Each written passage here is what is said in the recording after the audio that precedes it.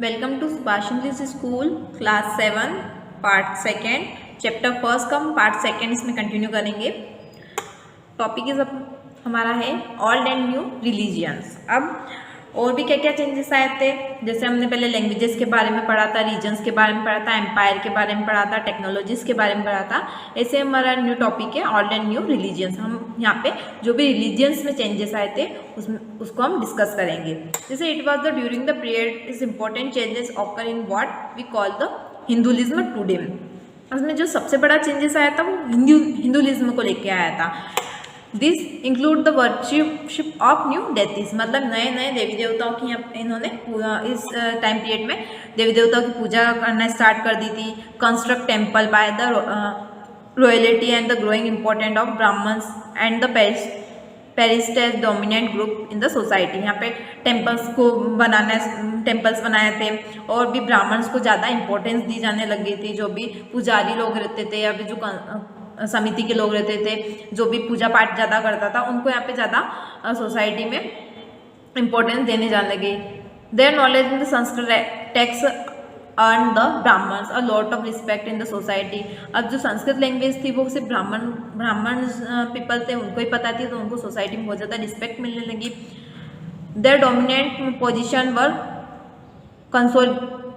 Consolidated by the support of their patterns and new rulers searching for the prestige. इसमें क्या होने लग गया, जो ब्राह्मण्स रहते थे वो क्या करते, जो पैटर्न्स रहते थे, शासक लोग रहते थे, उन्होंने ब्राह्मण्स को मतलब अगर उनको कुछ करवाना है, पूजा पाठ करवानी है, न्यू मतलब कुछ भी मतलब पूजा से रिलेटेड कुछ भी कर्मकांड कराने, यज्ञ हवन कराने रहते, तो वो किसकी शरण लेते थे, वो ब्राह्मण्स लोगों की शरण लेते थे।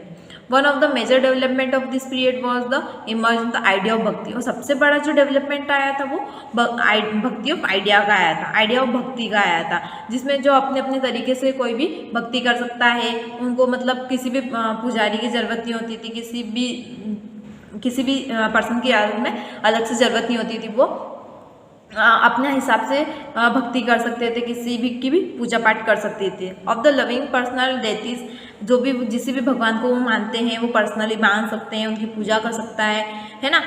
इस टाइप के यहाँ पे चेंजेस आए थे। This was the also the period when the new religion appear in the sub continent. अब दूसरे सब कॉन्टिनेंट से हमारे देश में रिलीजियंस भी इमर्ज होने लग गए। Merchants and the migrants first what the technique of Holi Quran. जो मर्चेंट्स थे, वो माइग्रेंट थे, वो उन्होंने क्या होली कुरान, जो मुस्लिम्स की एक धार्मिक पुस्तक होती है, उनका यहाँ पे टेक्निक पढ़ाने की टेक्निक स्टार्ट कर दी थी 17th सेंचुरी में। Muslim regards to Quran and their holy book, और मुस्लिम ने होली बुक को अपनी जो कुरान थी उसको एक्सेप्ट कर लिया। सोवरेट द वन गॉड, और उन्होंने ये मान लिया कि जो गॉड है वो एक ही है और उनको एक अल्लाह का नाम दिया गया और वो उसी में बिलीव करने लग गए। चाहे वो, और उसमें ऐसा भी था कि वो किसी भी बैकग्राउंड से हो, सोशल वर्क से हो, वो उनको मान सकता है, उनकी जो भी उनके रिगार्ड से वो कर सकता है।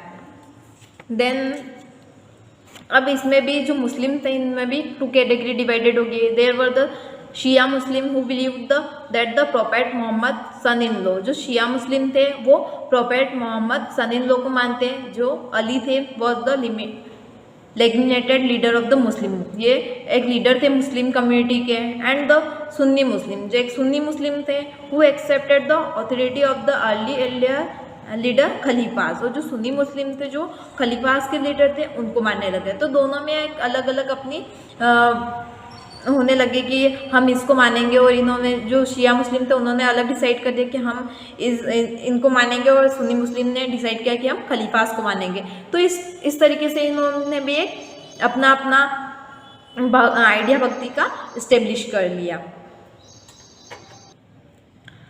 Thinking about time and historical period. अब जो भी हिस्टोरिकल में जो भी चेंजेस हुए टाइम के अकॉर्डिंग, उसके बारे में हम आगे सोचेंगे। Historian do not see time just a passing of hour, day and year, historian के लिए सिर्फ यही टाइम ही नहीं था कि सिर्फ घंटों को पास करना है या कुछ डे निकले या कुछ ईयर्स निकले हैं, इसमें कुछ टाइम भी चेंज हुआ है, घड़ी चेंज हुई, कैलेंडर भी, और इस टाइप के और भी बहुत से चेंजेस हमने सोशल और इकोनॉमिक ऑर्गेनाइजेशन को लेकर बहुत सारे इसमें चेंजेस देखे हैं। In the middle of the 19th century, britisher historian divided the history of the India into the 3 period. जो ब्रिटिशर हिस्टोरियन थे उन्होंने 19th सेंचुरी में हिस्ट्री को डिवाइड कर दिया 3 पार्ट में, हिंदू, मुस्लिम एंड ब्रिटिशर। इन तीनों बार में इनको डिवाइड कर दिया। This division was the based on idea of religion of the ruler was only important historical change. इन्होंने क्या किया, जो भी रिलीजन से रिलेटेड थे उनको, रिलीजन को एक मद्देनजर रखते हुए इन्होंने डिवाइड करा कि जो देवी देवताओं को मानते हैं उनको हिंदू का नाम दे दिया, जो खलीफास को या फिर इनको मानते हैं, अल्लाह को मानते हैं, तो उनको मुस्लिम नाम दे दिया, और ब्रिटिशर को एक अलग ही कैटेगरी में दे दिया। तो ऐसे ही इन्होंने अलग अलग चेंजेस कर लिए। This 1000 year of the Indian history witnessed considerable changes. After all, the 16th and 18th century were quite different from the 8th and 11th century. तो ऐसे जो 16th और 18th century में जो थी उसमें quite different changes आए थे 11th और 8th century के बीच में। तो ऐसे ही हम जो इस बुक में हम पूरी बुक में मेडिवल पीरियड जो पढ़ेंगे तो उसमें एंशिएंट से रिलेटेड ही ये पूरा है। जो एंशिएंट जो हिस्ट्री थी उसमें जो भी चेंजेस हुए वो मेडिवल हिस्ट्री में आएंगे और उसी के बारे में हम पूरा देखेंगे। इसमें medieval period is often constructed with the modern period और मॉडर्निटी। जो भी एंशिएंट हिस्ट्री में चेंजेस हुए वो अगर वो मेडिवल पीरियड में हम पढ़ेंगे तो हमारे लिए क्या होगा, एक मॉडर्निटी होएगी। Carries with the sense of material progress of intellectual advantagement. जो भी प्रोग्रेस हुई है, जो भी आइडियाज़ आए हैं, जो भी चेंजेस हुए हैं वो पूरा मेडिवल हिस्ट्री में स्टडी करेंगे। इस चैप्टर में हमने बहुत सी टेक्नोलॉजीज़ के बारे में स्टडी किया, रिलीजन के बारे में स्टडी किया, टर्म्स के बारे में स्टडी किया, और भी आगे हम ऐसे ही इस पूरी बुक में स्टडी करेंगे। ये चैप्टर आपका यहाँ पे क्लोज होता है। Then worksheet is started. First of all keywords, cartograph, मानचित्रकार मतलब जो मैप डिज़ाइन करता है उसे हम बोलते हैं कार्टोग्राफ। टर्मोलॉजी, शब्दावली, आर्चिव्स, अभिलेखागार, हैबिटेट, पर्यावास, पैटर्न, संरक्षण, मैन्युस्क्रिप्ट, पांडुलिपि, रीजन, क्षेत्र, और प्रियोडिटाइजेशन, काल विभाजन।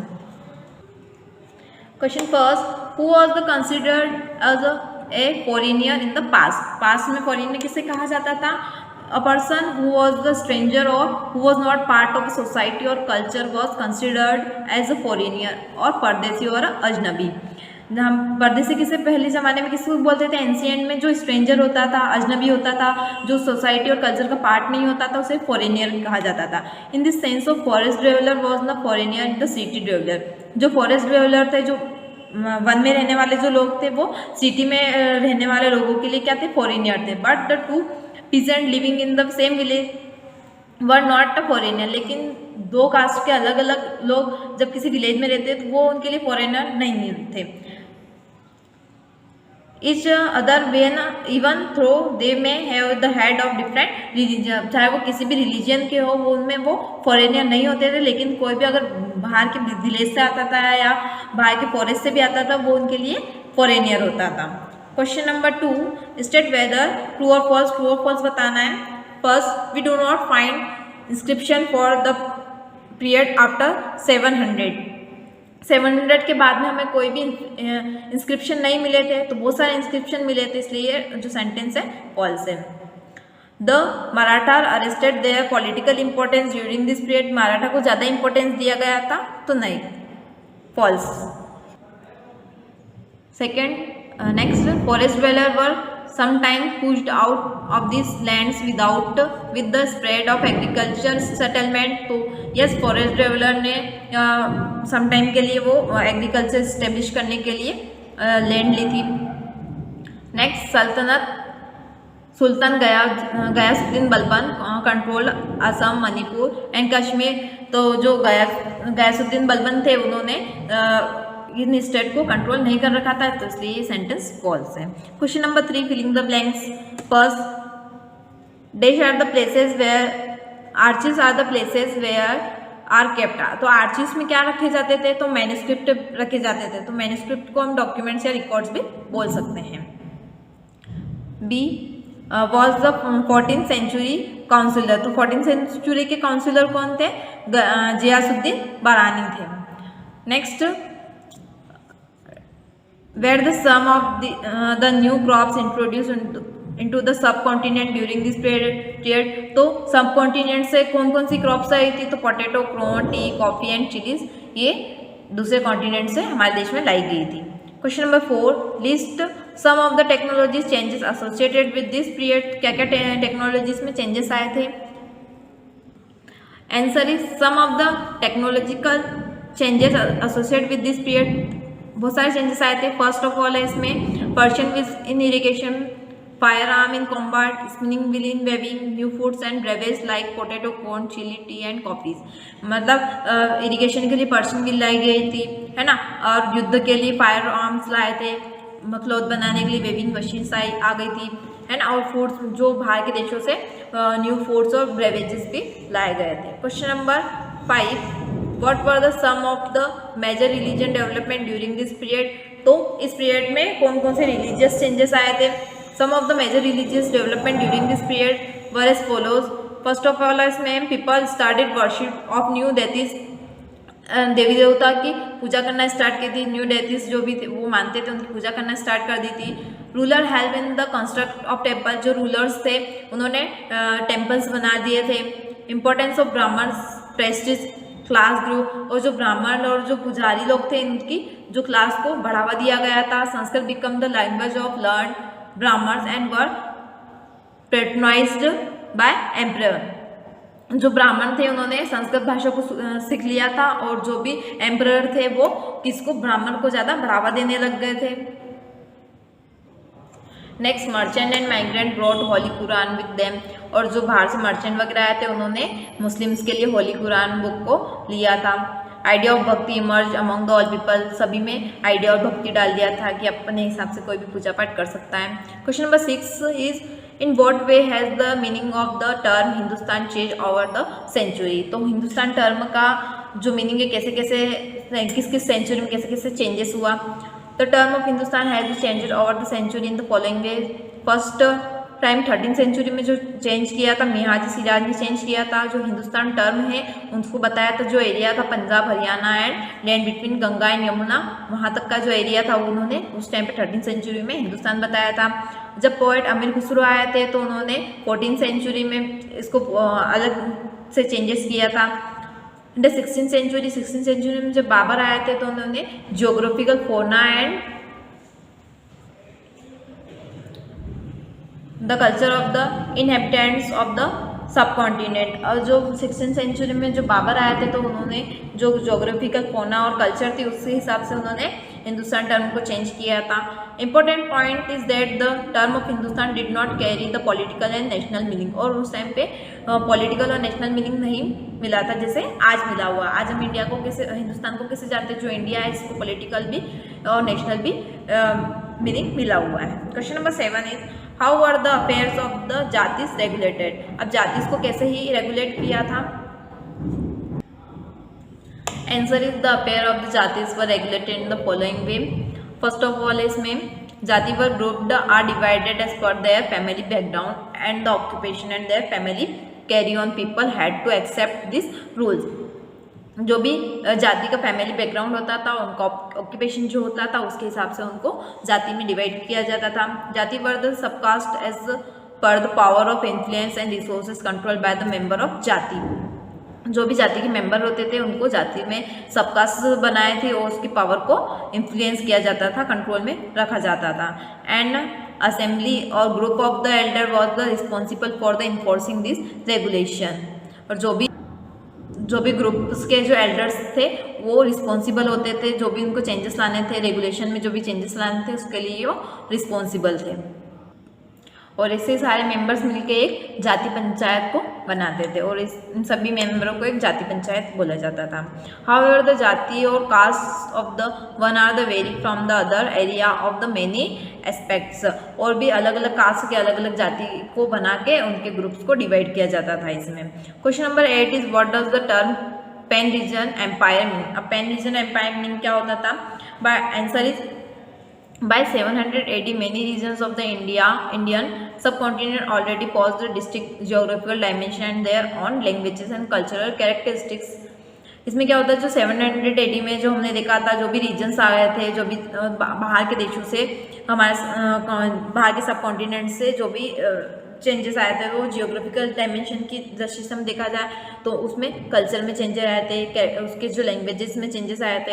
And empire compromise the areas of the many smaller region. उन्होंने क्या किया था, जो एम्पायर आए थे उनको कंप्राइज कर दिया था, जो भी स्मॉल रिलीजन थे, स्मॉल किंगडम जो थे, उनको उन्होंने कंबाइन कर लिया था। Pan region is empire for development in the different dynasty. Different dynasty में अलग अलग डेवलपमेंट आए थे। For example the empire of Chola, Tughlaq and the Mughals without losing their distinctivity. इसमें जो चोला तुगलक के इन्होंने बड़े बड़े अपने राज्य साम्राज्य स्थापित करे थे और इनको ही पैन रीजन बोला जाता है। Question number 9 is what are the difficulties historian face in the using manuscript. क्या क्या डिफिकल्टीज आई थी मैन्युस्क्रिप्ट लिखने में? Answer is the historian face the following difficulties in using manuscript. बहुत सी डिफिकल्टीज आई थी। First is manuscript are dilapidated condition sometimes even too bad to touch. उनको कैसे भी उनको रखा जाता था, मतलब सही उसकी देखरेख नहीं होती थी, किसी भी कंडीशन में उसको रखा जाता था। There copies have been the destroyed by the subscribe sentence word and here और देयर। और उनकी जो कॉपीज़ को इधर उधर रख के वो भूल जाते थे, जिससे और भी अगर वो जो कॉपीज़ भी रहती थी तो उनके सेंटेंस और मीनिंग उनको समझ नहीं आते थे। Some of this are the return of shikasta script. जो कुछ ऐसे मैन्युस्क्रिप्ट ऐसे लोग लिखते थे जो ज़्यादा पढ़े लिखे नहीं रहते थे, उनके बारे में ज़्यादा जानते नहीं थे, वो लिखते थे तो उनका वर्ड मीनिंग चेंजेस कर देते, तो ऐसे मैन्युस्क्रिप्ट लिखने में बहुत सारी प्रॉब्लम्स आती थी। Question number 10 is how do the historian divided the past into the period to they faces any problem in doing so. जो हिस्टोरियन थे उन्होंने पास्ट को कैसे डिवाइड किया था और उनको क्या क्या प्रॉब्लम आई थी? तो हिस्टोरियन डिवाइड पास्ट 3 कैटेगरी में। उन्होंने basics of continuity as well as the economic and social factor of characteristic the major element different moment of the past. Social और इकोनॉमिक कैरेक्टर्स को देखकर उन्होंने डिवाइडेशन किया था। This continuity is the further based on the coins, inscription and architecture, textual record. और उन्होंने जो history लिखी थी वो कॉइन्स पे लिखी थी, इंस्क्रिप्शन पे और आर्किटेक्चर और टेक्सचुअल रिकॉर्ड पे उन्होंने लिखी हुई थी। First of all the historian faces a lot of problem because time in itself reflect the changes in the social and economic organization in the present and the transformation of the ideas and beliefs। इसमें क्या होता था कि जो भी बहुत सारी problems उनको देखने को मिलती थी, सोशल और इकोनॉमिक ऑर्गेनाइजेशन को लेके भी, और जो भी आइडियाज़ रहते थे उनके विचारों में भी बहुत सारे चेंजेस होते थे। कोई सेंचुरी में कुछ और सोचता था तो उसने उसके हिसाब से हिस्ट्री लिखी थी, कोई कुछ और हिसाब से देखता था, तो ऐसे ही उन्होंने अपने अपने आइडियाज़ के हिसाब से और अपने बिलीफ्स के हिसाब से उन्होंने हिस्ट्री लिखी थी। Therefore the describing the entire period as the one historical unit is not the without its a problem. जो भी उन्होंने एंटायर उसमें डिस्क्राइब किया था उनकी एक यूनिट नहीं बना के उन्होंने ऐसे ही कर दिया था। उनको बहुत ज़्यादा सतर्क रहना पड़ता था, है ना, डिस्क्राइब करने में बहुत ज़्यादा टाइमिंग भी लगता था। Third is modernity also the carry the sense of material progress, intellectual advancement. और जो भी मॉडर्निटी आने लगे तो उनके मटेरियल में चेंजेस होने लगे, उनके इंटेलेक्चुअल एडवांटेजमेंट होने लग गए थे। Next the study of time is made of somewhat easier by dividing the past into the large segment period which was process and shared characteristic. इसमें क्या होता था, जो भी स्टडी टाइम उन्होंने करने लगे थे वो उनके लिए थोड़ा सा इजी नहीं था, क्योंकि पास बहुत सारा डिवाइड हो सका था, एक बहुत ज़्यादा बड़ी हिस्ट्री थी और उसको वो किस टाइप से वो डिवाइड करे ये उनके लिए बहुत ज़्यादा डिफिकल्ट था। But they had the face difficulty in doing so in the discontinuity exist, textual record increase heavily. और ये सब करने में उनको एक डिसकंटिन्यू फेस करनी पड़ी थी, क्योंकि उनके पास जो टेक्सचुअल रिकॉर्ड थे वो बहुत ज़्यादा थे। अब कब उनके लिए टाइम नहीं होता था इतना सारा रीड करने के लिए, उनका इतना समझने के लिए, तो ऐसे उनको हिस्ट्री लिखने में बहुत सारी डिफ़िकल्टीज होने लग गई थी। तो आपका चैप्टर यहाँ कंप्लीट होता है, वर्कशीट इज़ कंप्लीटेड एंड आपको ये आपकी जो भी कॉपी नोट कॉपी है उसमें लिखना है एंड लर्न करना है। Thank you.